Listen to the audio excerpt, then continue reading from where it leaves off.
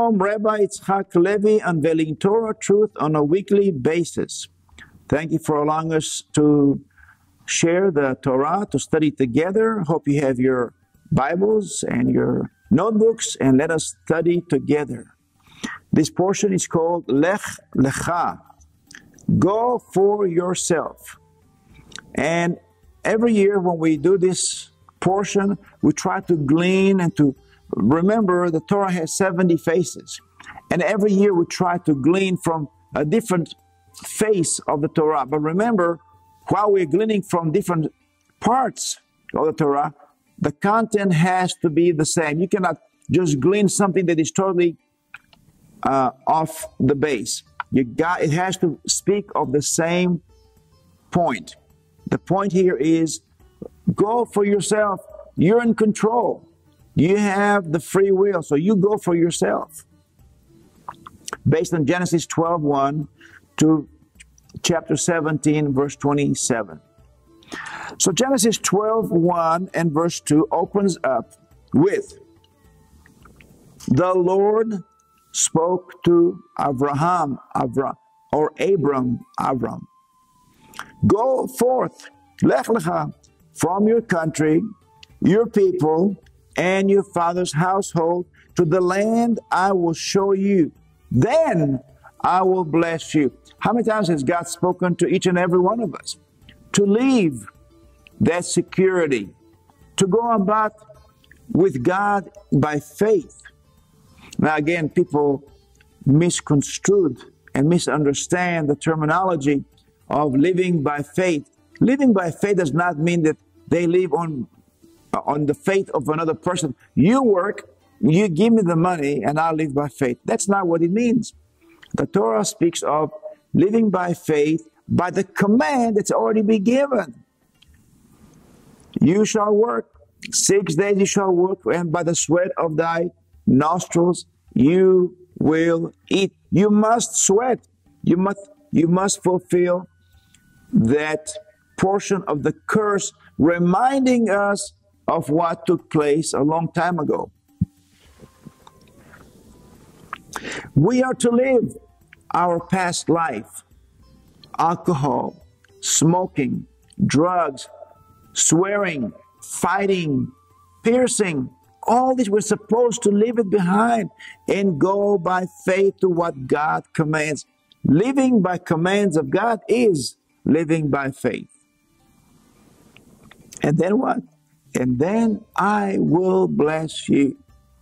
So unless we make our move, God is not going to make his move. The secret of Abram, or Abram's strength, I should say, is willingness to submit to God. So, what is the lesson? If you hold on to your way, and you're not willing to submit your will for his will, God's will, then you cannot have any relationship. You cannot have a relationship. If one is not determined to cutting the umbilical cord of his past, he will not be strong, because there will always be torn between two forces. One is self-will, and the other is God's will. I'd rather live by God's will any day, because when I make God's will my will, then I'm in the right path, and my salvation is secure. No doubt, God wants all of us to leave our past, leave our idols that may include sporting events, cars, careers, entertainment of all kinds, including our past views about things like politics or political correctness, and yes, even leave behind religion. God hates religion. Serving God is not a religious experience. Serving God is a way of life. That's why we have the manual on which and how to serve God. He wants all of us to follow him, and here's the word, blindly. blindly. And where do I get this word from? The word ivri, what we call Hebrew, totally watered down. But if you know Hebrew, then you understand that ivri not only means to cross over, consequently, it became a race of people, the Hebrew people. And the language is called Ivrit. But even though Ivri is spelled with a bet or a vet, sometimes they intertwine, like sometimes the sheen and the sin. Sometimes it is the vet and the vav, Ivri. We are to serve God blindly. Only then we can prove that His will has become our will. Don't try to make sense. No, because Yeshua said, I always do the will of my Father. He didn't say, I always do the will of my Father after I checked Him out. I looked at all of the details and I was looking for some flaws. No. He said, I always do the will of my Father. How? Blindly. Total submission, total surrender to his Father's will. Last week, God told Noah to get in the ark. This week, God tells Abraham to get out of his father's ark, which when I say ark, I mean safety. So God told Noah, get into the safety zone. Now I'm telling Abraham, get out of your safety zone.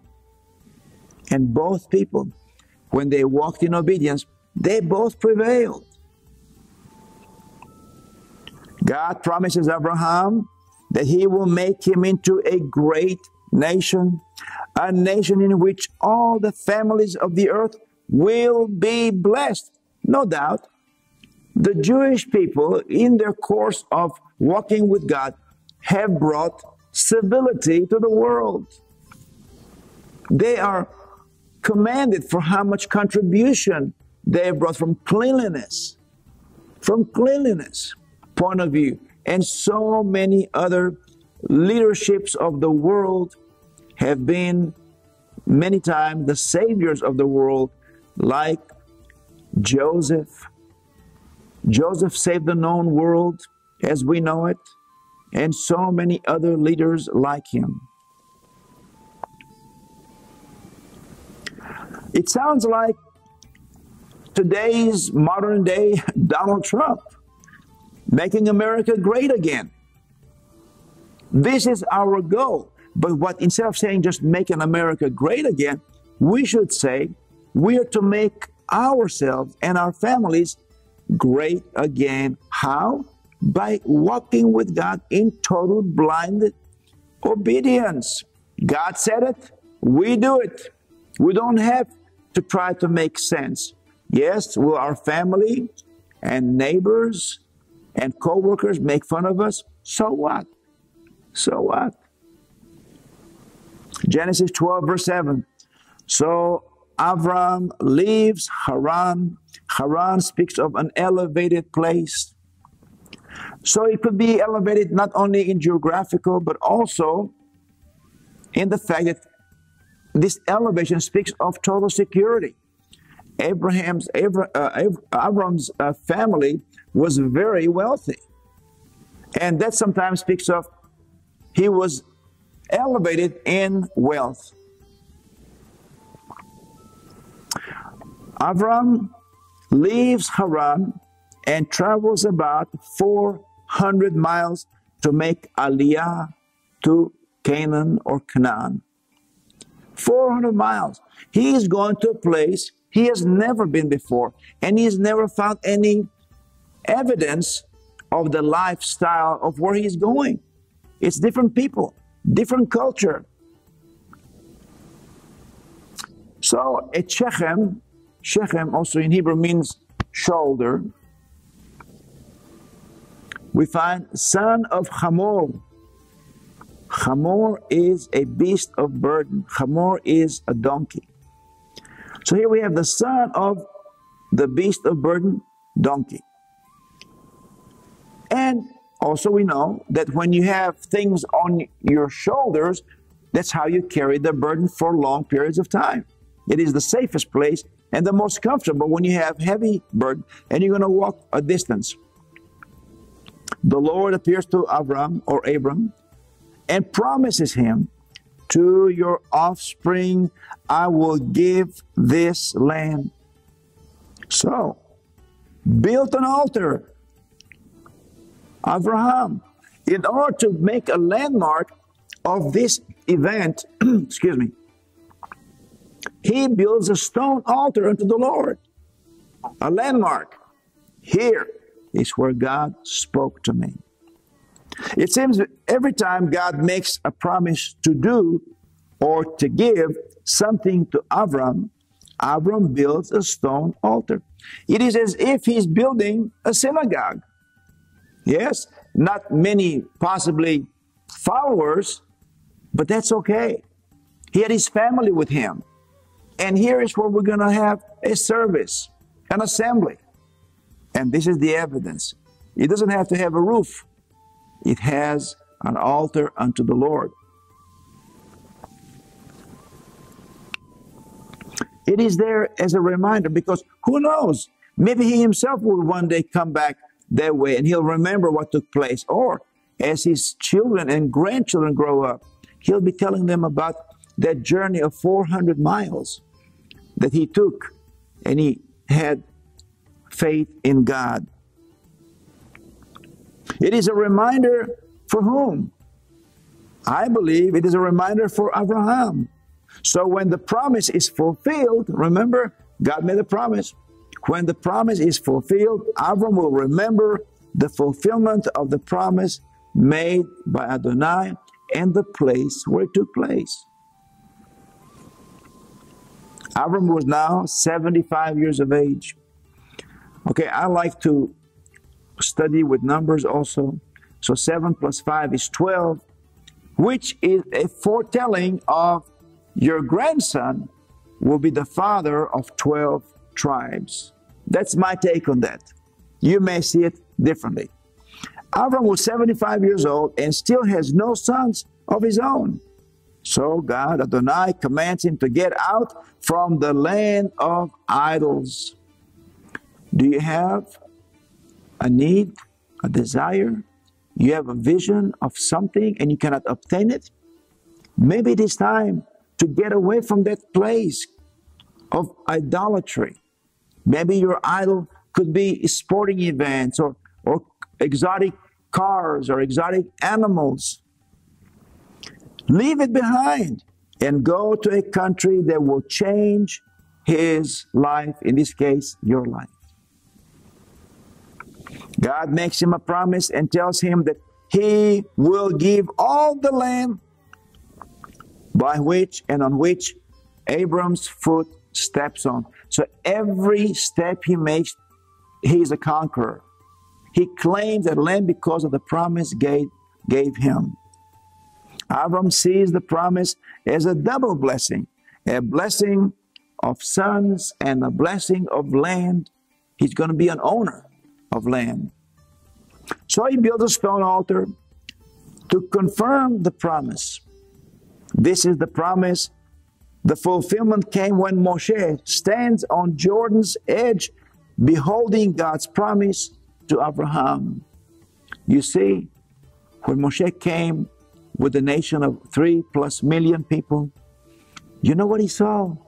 In front of him, the fulfillment, the promise God made, not to him, but to patriarch Abraham. This land that you walk in, I will give you. No doubt Moshe was crushed that God says you cannot enter. But that's okay because Moshe got a greater reward waiting for him. Up to this point, it all sounds very good, but there is a condition to all these promises. He has to cross over. But before crossing over, one has to leave his idols and leave his father's place. Because if he doesn't do so, he cannot cross over. So it's a double jeopardy. He must leave and he must cross. Do you understand what I'm saying?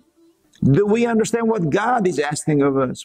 We are to leave behind the past and then cross by faith. Lech, LECHA. While it is an order, it has certain softness to it. As one would tell his friend, go for yourself. Go at your own pace. I'm not going to push you. I'm not going to give you a time limit. Just go. Lech, LECHA. The numeric value, I don't have a board to show you, but the numeric value for Lech, LECHA is 10, based on the number of righteousness. It speaks of obedience. Lech would have been enough. Go. But wow is the double take. Lech, LECHA. Go for yourself. God orders him to get out of his father's house, but does not give him details of the journey. And he doesn't give him the outcome. Lech means do it on your own and at your own speed.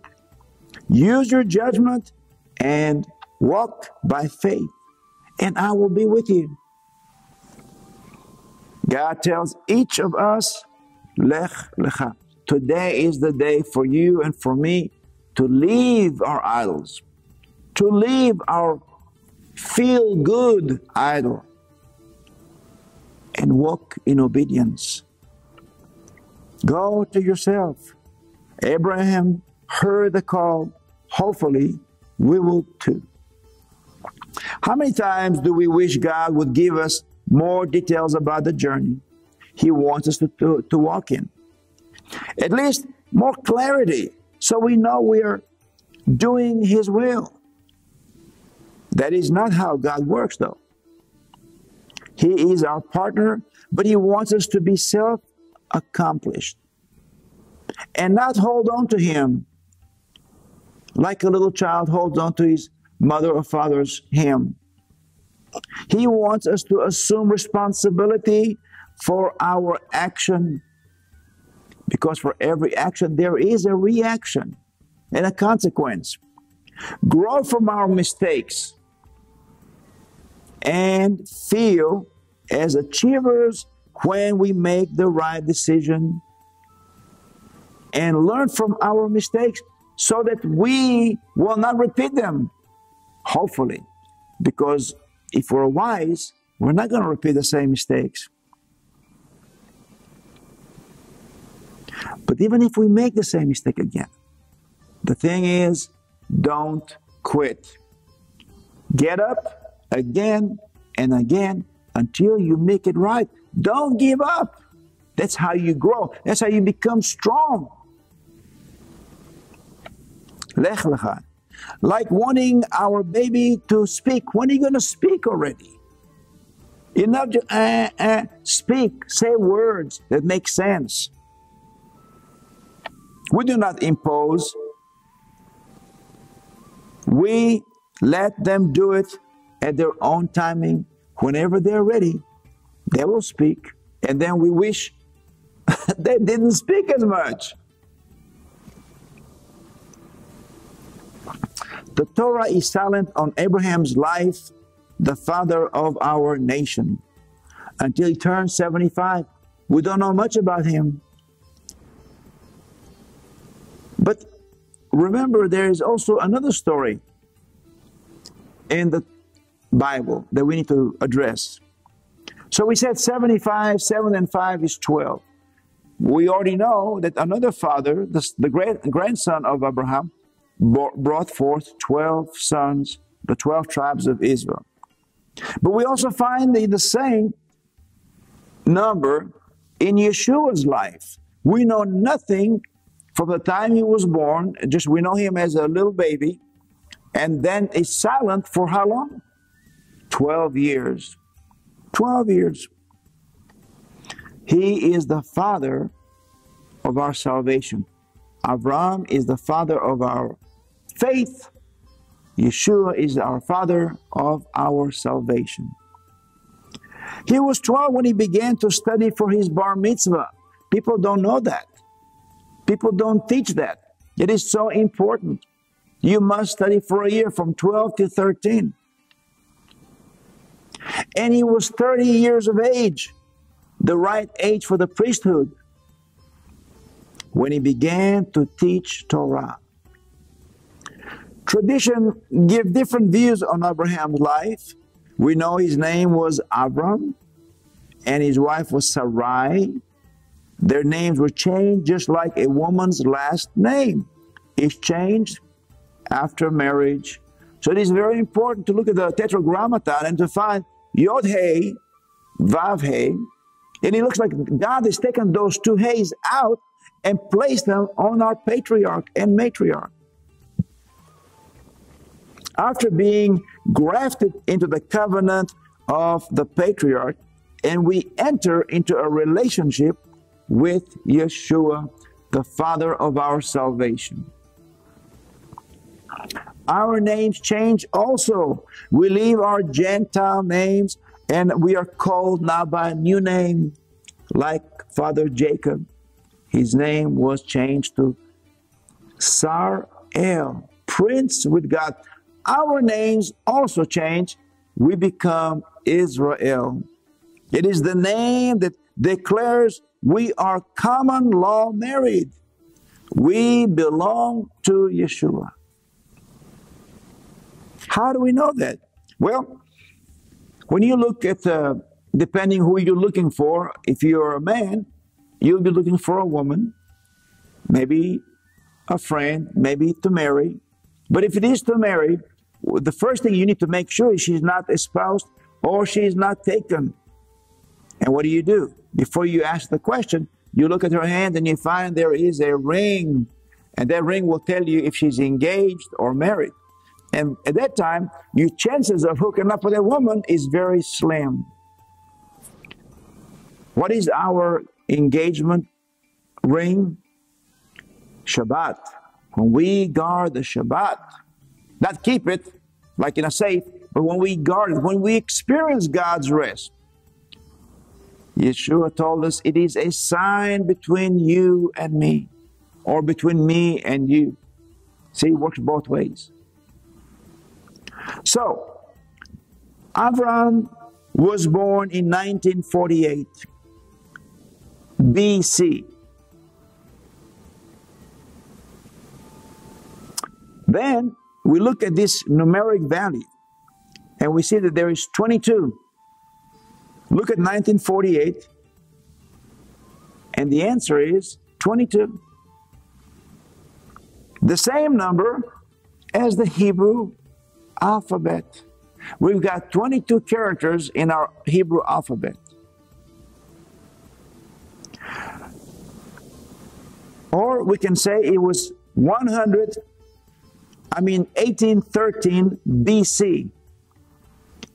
I'm sorry, 1948, I said earlier BC, but it's not, it's 80. 1948 is when the state of Israel, where the United Nations declared Israel to become a state, 1948. But when we go back into 1813 BC, it speaks of the bar mitzvah. The numeric value is 13.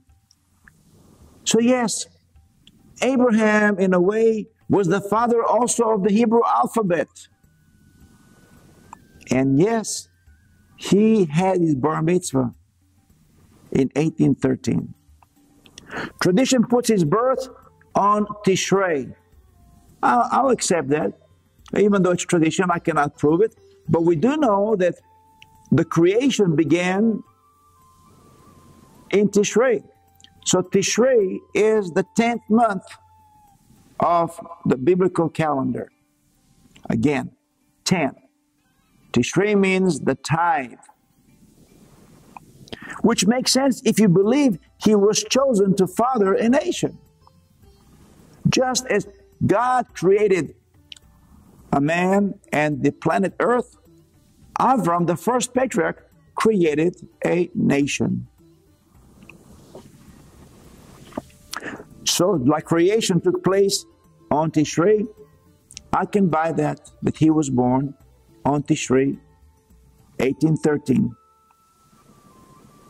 He was the first Ivri, the first Hebrew. There's no better way to describe this.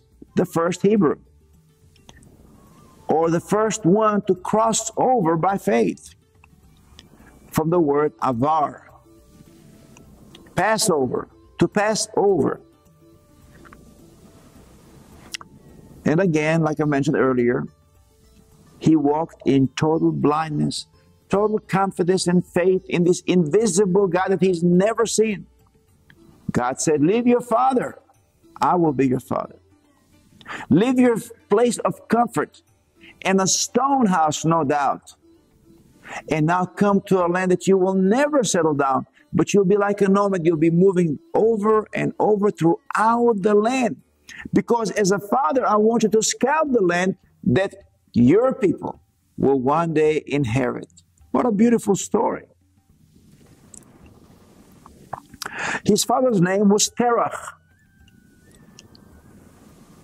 Terach is opposed to Abraham because Terach means one who is lagging behind, who was 70 years old when Abraham was born.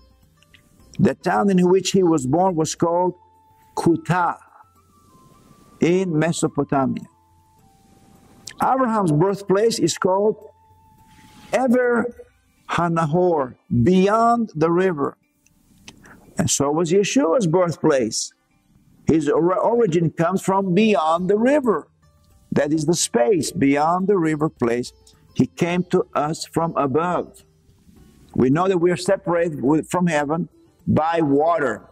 The very air that we breathe, okay, the very oxygen we breathe is vapor water.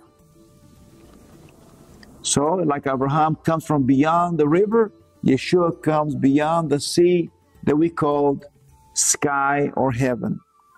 Abraham was the 10th generation from Noah, a direct descendant of Shem, Noah's son, the father of all the Semite people. When Abraham was born, Shem was 390 years old. Again, we come to the number 12. Noah was 892 years old, for a total of 10, the number of righteousness. So, Abraham was 58 years old when Noah died, and he was 110 years old when Shem died. And these are important facts and important numbers. Until next time, I bid you, Shalom, Shalom.